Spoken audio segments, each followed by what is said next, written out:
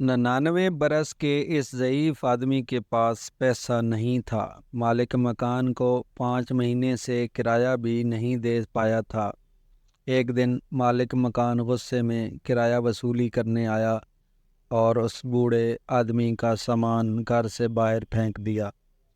سامان بھی کچھ اتنا زیادہ نہیں تھا، ایک چارپائی، ایک پلاسٹک کی بالٹی اور چند پرانے برتن۔ اپنی زندگی کے آخری حصے میں یہ شخص بیچارگی کی بھرپور تصویر بنا سامنے فٹ پاتھ پر بیٹھا تھا۔ یہ احمد آباد شہر کے عام سے محلہ کا واقعہ ہے۔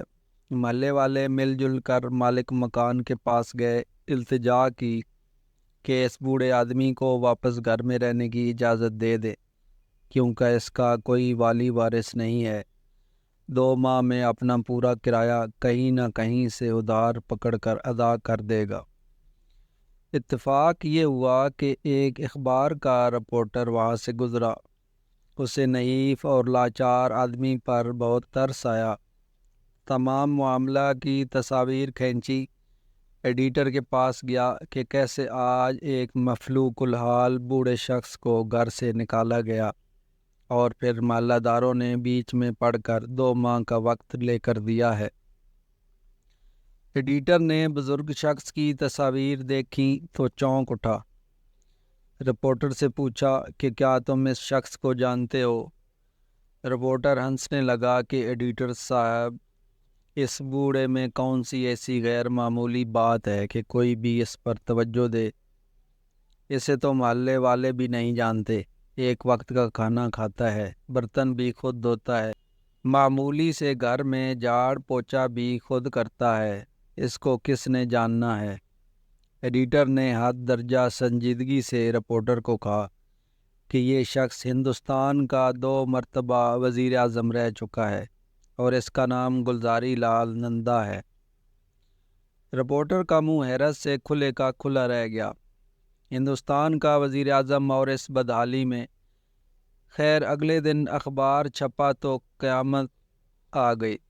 لوگوں کو معلوم ہوا کہ یہ معمولی سا بوڑھا ہندوستان کا 2 بار وزیر اعظم رہ چکا ہے۔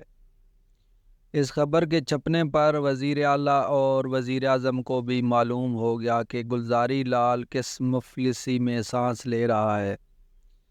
خبر چھپنے کے چند گھنٹے بعد ریاست کا وزیر اعلیٰ، چیف سیکرٹری اور کئی وزیر اس محلے میں پہنچ گئے۔ سب نے ہاتھ جوڑ کر کہا کہ آپ کو سرکاری گھر میں منتقل کر دیتے ہیں اور سرکار ماہانہ وظیفہ بھی لگا دیتی ہے۔ خدا را اس معمولی سے مکان کو چھوڑ دیں۔ مگر گلزاری لال نے سختی سے انکار کر دیا اور بولا کہ کسی بھی طرح کی سرکاری سہولت پر اس کا کوئی حق نہیں ہے، وہ یہیں اسی مکان میں رہے گا۔ گلزاری لال کے چند دور کے رشتہ داروں نے منت سماجت کر کے بہرحال اسے اس بات پر آمادہ کر لیا کہ ہر ماہ 500 روپے وظیفہ قبول کر لے۔ سابقہ وزیر اعظم نے حد درجہ مشکل کے بعد یہ پیسے وصول کرنے پر آمادگی ظاہر کر دی۔ اب اس قلیل سی رقم میں کرایہ اور کھانا پینا شروع ہو گیا۔ مالک مکان کو جب علم ہوا کہ اس کا کرایہ دار ہمارے ملک کا وزیر اعظم رہ چکا ہے، تو گلزاری لال کے پاس آیا اور پاؤں پکڑ لیے کہ اسے بالکل معلوم نہیں تھا کہ اس کا کرایہ دار اس اعلیٰ ترین منصب پر فائز رہ چکا ہے۔ بوڑھے شخص نے جواب دیا کہ اسے یہ بتانے کی ضرورت ہی نہیں تھی کہ وہ کون ہے، وہ تو ایک معمولی سا کرایہ دار ہے اور بس۔ جب تک گلزاری لال زندہ رہا، اسی مکان میں رہا اور مرتے دم تک 500 روپے میں گزارا کرتا رہا۔ گلزاری لال نندا حیرت انگیز کردار کا انسان تھا۔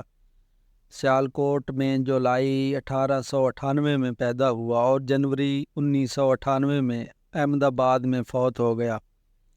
جواہر لال نہرو کے انتقال کے بعد 1964 میں وزیر اعظم رہا اور 1966 میں لال بہادر شاستری کے انتقال کے بعد بھی اس بلند پایہ منصب پر فائز رہا۔ بنیادی طور پر ایف سی کالج لاہور سے اقتصادیات کی تعلیم حاصل کرتا رہا۔ دراصل وہ اقتصادیات کا استاد تھا، ممبئی اور احمد آباد کی یونیورسٹیوں میں پڑھاتا رہا۔ سیاست میں آیا تو یونین منسٹر، وزیر خارجہ اور ڈپٹی چیئرمین پلاننگ کمیشن بھی رہا۔ متعدد بار لوک سبھا کا ممبر بھی منتخب ہوا۔ گلزاری لال کا فلسفہ تھا کہ زندگی کو بہت سادہ گزارنا چاہیے، کسی شان و شوکت کے بغیر انتہائی قلیل رقم میں خوش رہنا ہی اصل امتحان ہے۔ ویسے گلزاری لال سادگی میں رہنے کی جو مثال قائم کر گیا، اس کے لیے حد درجہ مضبوط کردار کی ضرورت ہے۔ 99 سال کی عمر میں فوت ہوتے وقت اس کے پاس کسی قسم کی جائیداد، کوئی بینک بیلنس اور کوئی ذاتی گھر تک نہیں تھا۔ بس ایک عزت و احترام کا وہ خزانہ تھا جو امیر سے امیر لوگوں کے پاس بھی نہیں ہوتا۔ یہ بھی حقیقت ہے کہ ہندوستان میں سیاست میں حد درجہ کرپشن ہے، مگر اس کے باوجود ہمیں بارہا گلزاری لال جیسے کردار مل ہی جاتے ہیں۔ انڈیا میں کئی ایسے بلند سطح کے سیاستدان موجود ہیں جن کے اثاثے کچھ بھی نہیں ہیں۔ اس طرح کی سادگی کی عملی مثال پاکستان میں وزیر اعظم ملک معراج خالد ہی تھے، جو لاہور میں کرایہ کے مکان میں رہتے تھے۔ ان کی بیگم رکشے اور ٹانگوں میں سفر کرتی تھی۔ مجھے بہت افسوس ہے، مگر ان کے علاوہ ہمارے ہاں اور کوئی مثال نہیں ملتی۔ شکریہ۔